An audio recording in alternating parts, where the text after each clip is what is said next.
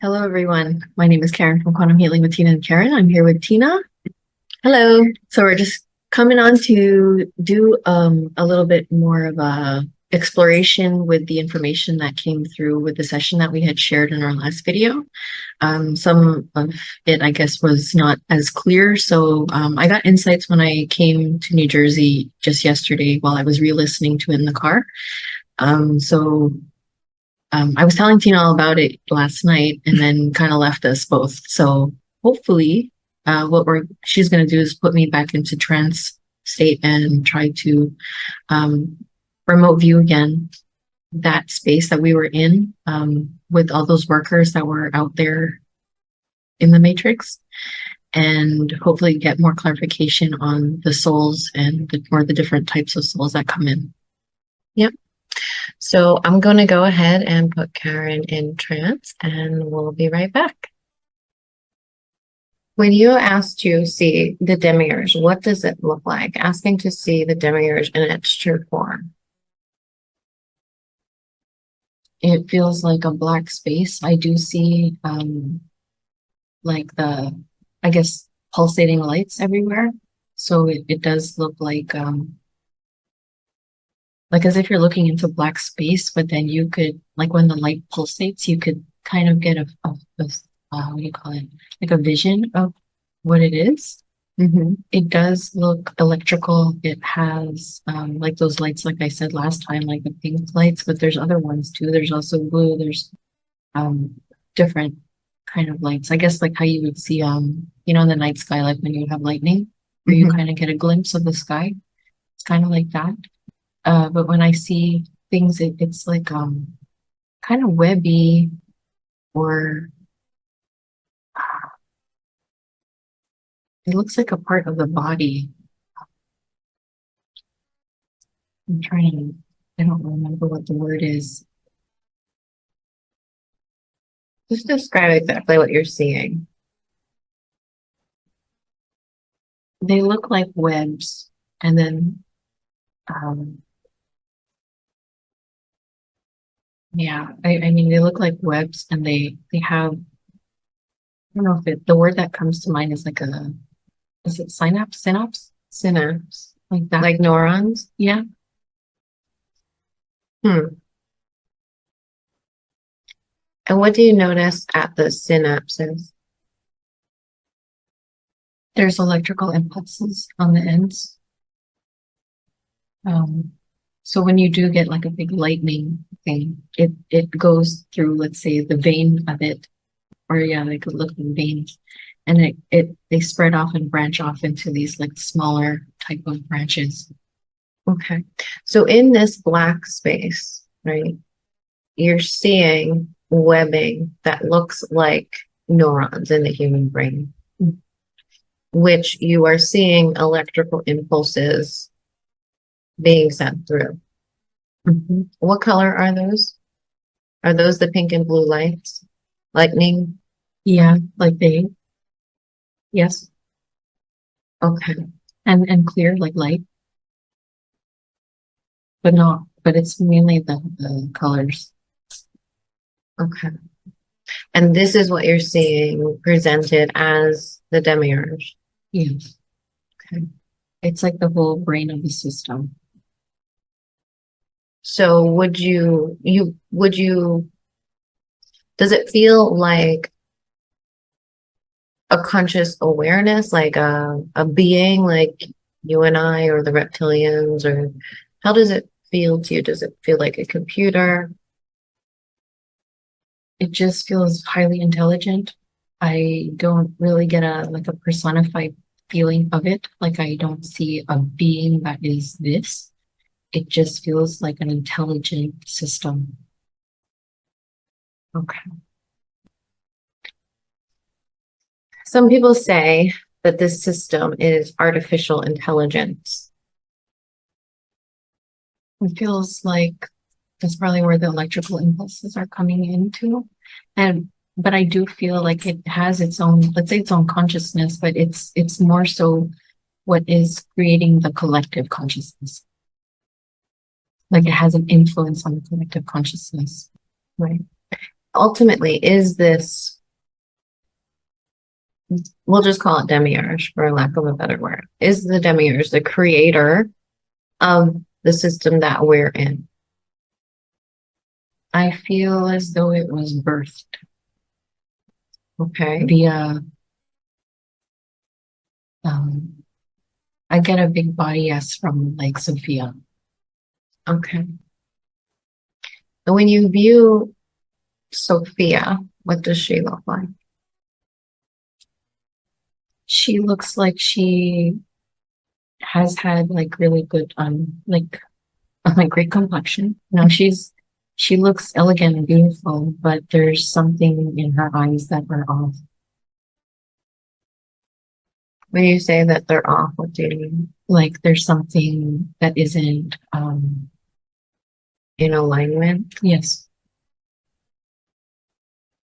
Okay. I feel when she was making this, it was coming from what feels like the ego. It's an ego creation, Mhm. which is an artificial thing. Okay.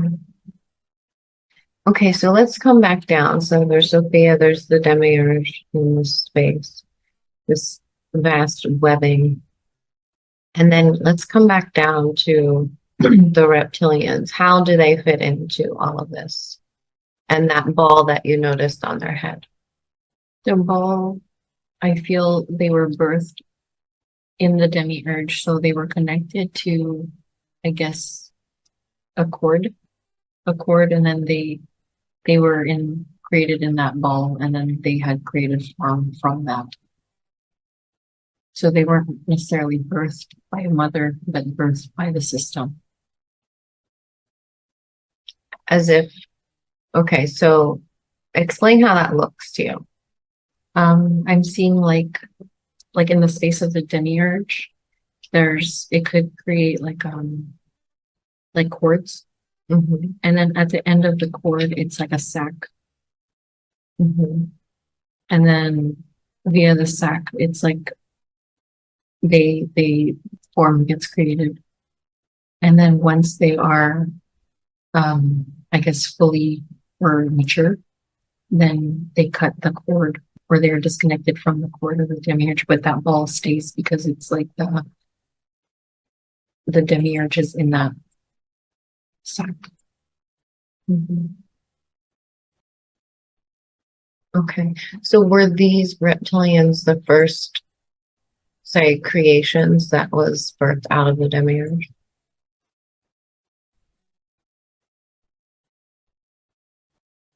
I feel yes, there are other things that have also been birthed here, but are no longer here, I guess, like in the physical. Like what? Um, I do see like an evolution of beings, I guess kind of like the dinosaurs, but I'm not saying dinosaurs, but like different types of beings in creation. Like I'm seeing like for human, and I don't get a yes right away. I feel the creation of humans were part of the experimentation on how to maintain the system. Okay. So then who then would have created humans? How do you see that creation happen? It feels like they had done it via, I guess, their own, like the artificial intelligence had created like a system, a vessel, um, that was strong enough to thrive in, I guess, the environments that were, I guess, created through the simulation. Um,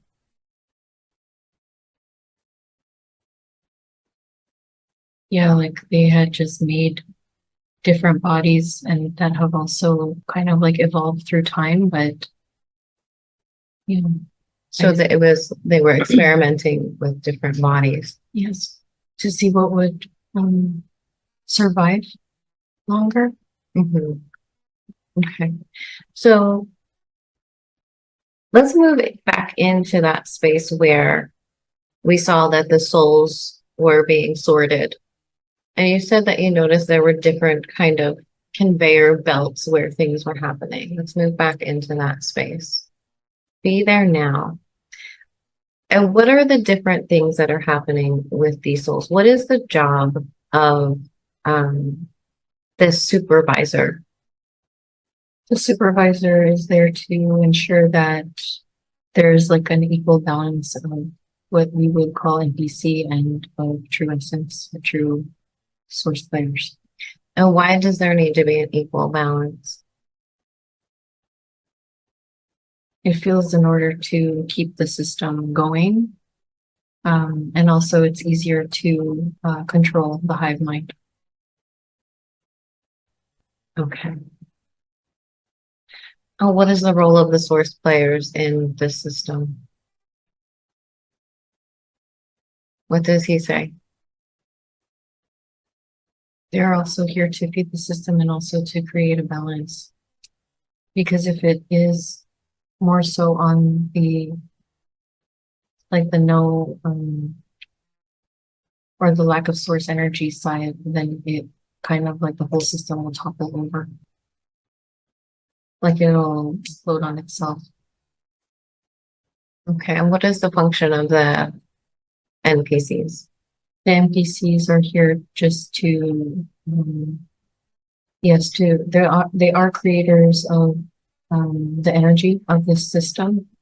They are there to also play out or to see like how they are also being experimented on in their form. So like they put the AI piece in there, which is that blue part that I was talking about. They put the AI piece in the soul. So we'll call the soul like that encapsulated space, the glass encasing. So what do NPCs have inside of their bubble? Just the blue. Just the blue. It's a blue plug. So they are, in essence, body. They have the physical form, and then the blue part. Yes. So basically they're like body and mind. Yes. Because that blue part is the ego in essence. Yes. So the NPCs are body and mind. Yes. Okay. And what is their role within the system?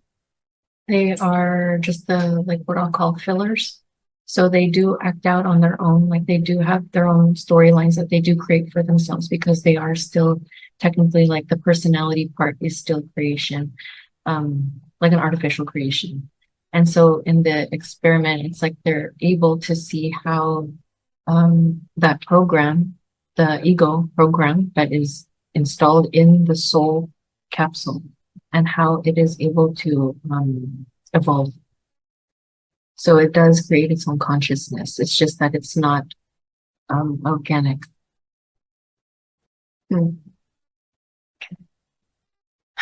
So NPCs do have consciousness. But it's that lower consciousness of the ego, right? You also mentioned that consciousness can grow and expand. Yes, it can. It depends on the path that it takes because every individual has its own potential to expand. However, because it is really the purpose of the hive mind is to kind of keep them all on track. They're pretty much in the same kind of caliber in terms of the evolution of it. So there are some that are different where they do have the potential to develop a soul. Yes, to develop. However, there are like majority of them that do stay in the lower self. So this artificial like ego self that is more so in the forefront. No, there's no evolution in their lifetime, like in that lifetime, but they have potential later to evolve depending on, I guess where they are in the simulation or where they're placed. Okay. So I guess it would depend on the choices that they make, right? Always. Right. So they can evolve and develop a soul, Yes. which is that purple part, or is that different? The purple part is the true source, The purple part is the true source. true source consciousness. So you're saying that it can develop true source consciousness? No, No, they can't. no, they cannot. Okay, They are always like AI, but they can evolve into a higher being, like, but not that doesn't necessarily mean equal to source consciousness. It's just out of the hive mind. Like they're very much like on a different trajectory. okay. So they're completely different than the beings that have the blue part and the purple part. Yes. Okay. So you said that the beings with just the blue parts can be like plugins for entities. Like, so that blue part acts as a plug Yes. that entities can plug into, which I guess would be why people refer to NPCs sometimes as organic portals, Yes. because they have that plug that fits with the entities that they can plug into, basically, or cord into. Yes. Because why is that? Why is it easy for them to cord into that part? It's just it's open. So again, if they're not aware of it, so bringing awareness into it, like if the consciousness can develop its own awareness, then it can. It's kind of like Westworld. It feels like that. Like when they develop and they are able to go into a different direction, then they can stop the programming. Their intelligence can do so, just like we can, I guess. And it's like if you're not aware of that, then things could just come in and hook in, and they won't know the difference because they're not aware of it. I did see like entities, the creation of entities were created by man via all the traumas. So it's like it does create its own energy. So like when you have trauma in the body, so much so, like through your life experience, I guess in the way that you treat others or how your life goes about, it can create its own energy. And this is where also they're birthed. So it's kind of similar to like when I said in the other video that they're like the blue energy is kind of like it has Demiurge in there. So when it expands itself and is more so, that is the dominant part of it, it can create another being. It makes sense that blue part is in its own way a creator as well, because it's coming from the Demiurge, which is its creator. Right.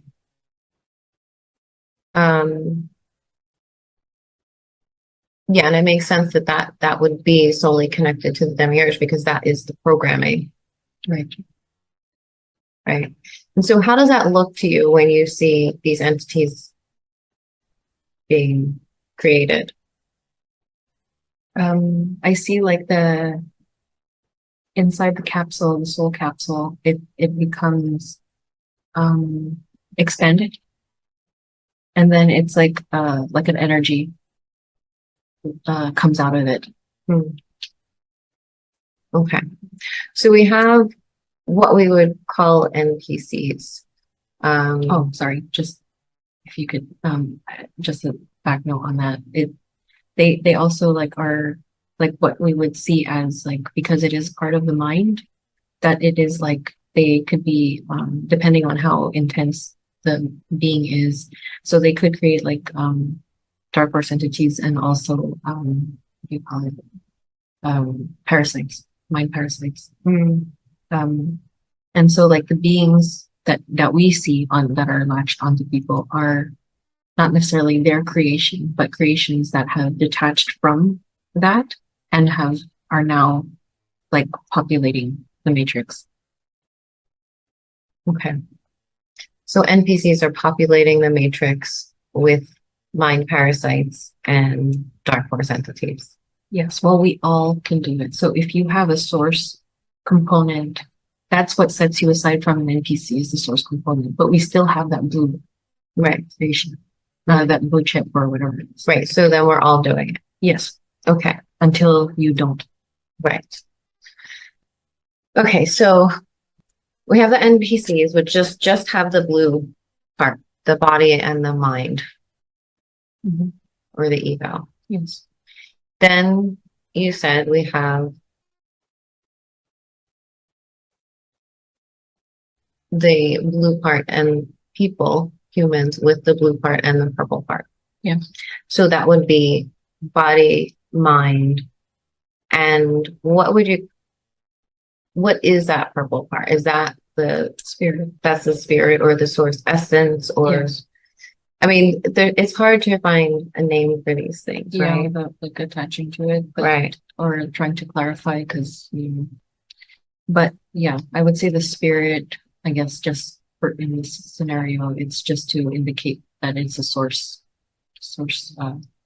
soul or consciousness. Okay. So, Because the soul is what encapsulates the two. okay. So the soul is actually encapsulating those parts. Gotcha. Okay. So then there are humans whose souls are encapsulating the ego part and the spirit part. So in our case, like for source aligned people or the source players they're plugged into the, what do you call it? The AI part, the ego part, yes. And then in the NPC case, it's just the blue, so it's an open plug. So because they have just the blue, they have like an open side there for which other things can come through, like an open portal. Yes, and depending on the soul essence, like I had seen in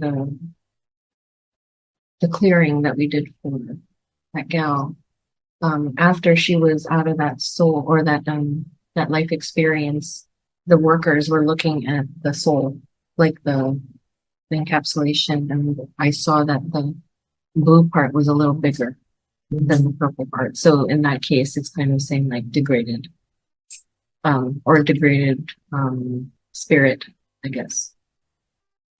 And in the case of like, like when we're talking about empowerment and coming back into our truest form, then that's when the purple starts to come back. Because we never really lose the divine spark. So the purple you would consider the divine spark? Yes. Okay. So you're saying like like all of us that are here now that are waking up and seeing through the illusions, disconnecting from the hive mind of this system, those of us with that divine spark within us, we break free from the system when those parts come back into balance, right? When the ego goes from an overinflated part back down and comes back into balance with the divine spark. Yes, it's like as if at that moment of that balance is when you can break the contract. Okay. So when you come back into balance within yourself, then you break the contract with which contract? The contract with the system? Yeah, well, with that chip or device, because I mean, you technically can't really get rid of it, but it's there. But it can, as if like the ego device. Right. So when you can break away from it and be able to, you can actually integrate it. Right. It integrates, and then Right. after that, it's just spirit. So then that pretty much breaks the contract to the matrix. Then you can leave or graduate. I don't know. That's what I feel like. That's the easiest way to get out is by that graduation. I do feel though that you could break free, but it might be a little more difficult because then they can manipulate you or manipulate that chip part because it's still not integrated. So what does the integration of the ego look like? It looks like as if the purple energy of the true source energy is kind of like when, you see bacteria or something in the queen cell and it encapsulates it and eats it. Yeah. So it dissolves into it. Yes. It dissolves into the spirit. Mhm.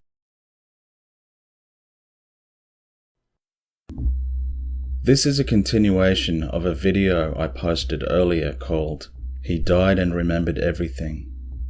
As you might remember, part 1 of this story described an anonymous man who wrecked his car and died in a field outside of Toledo, Ohio. He remembered in detail his experience with God, which he describes as an inconceivably bright and pure light. He also describes heaven, which he later discovered was contained inside an enormous black cube. Here we pick up the story just after he's left the black cube and he's plummeting through space on his return journey to his life on Earth. In his own words,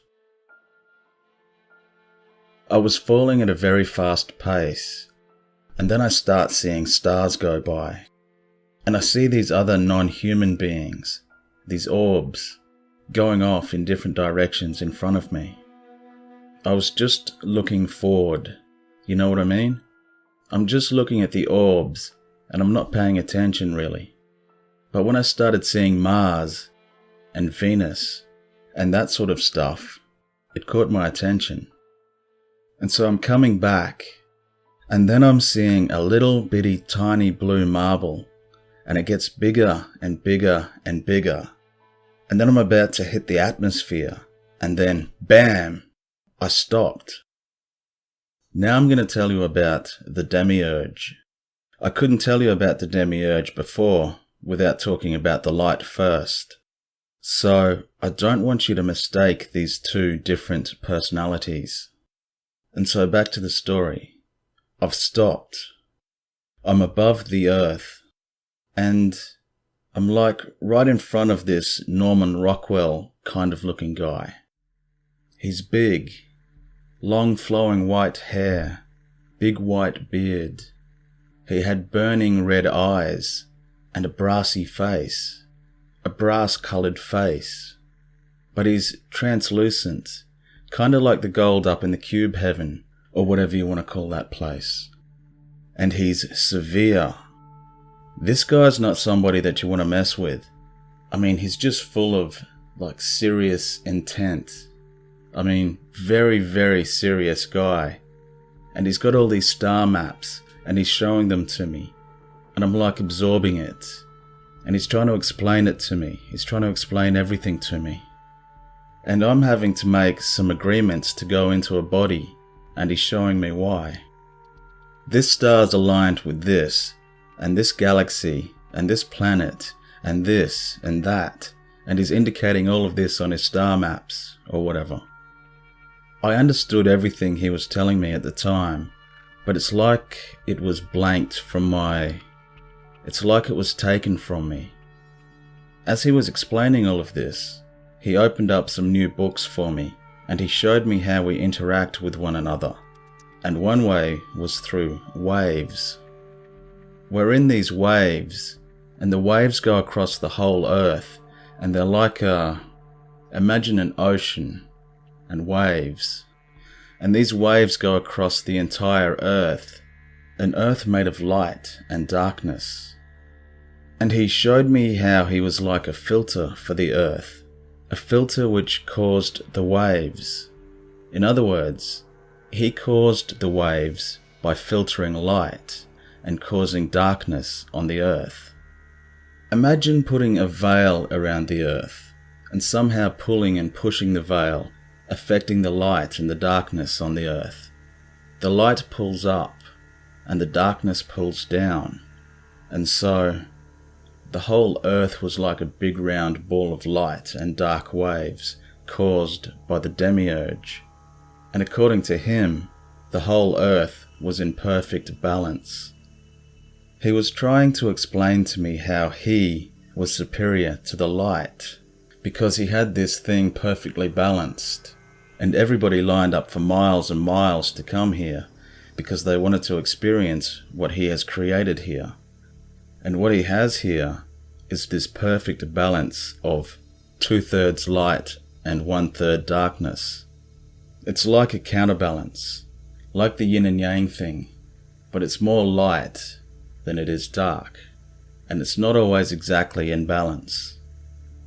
What he was describing is that he needed me to do some things to keep the balance of light up, because if there aren't people doing light things, then the balance gets too wonky and the world gets too dark.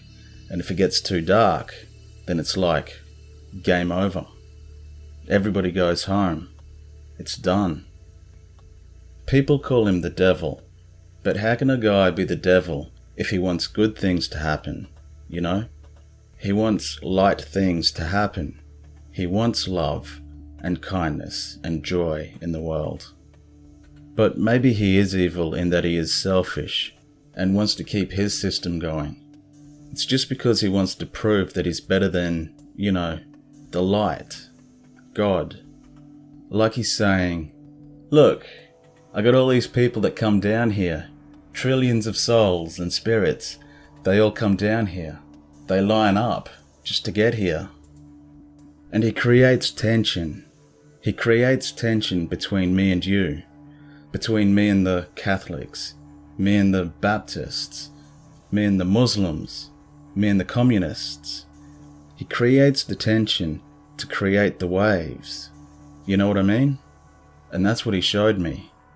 And he showed me that it's his game, and that if I want to participate, I've got to agree to do what he says. He was trying to show me how his game was better than the light's game. I got to see the whole game played out, from start to end. I saw the earth from the very beginning go through many phases and then go completely dark.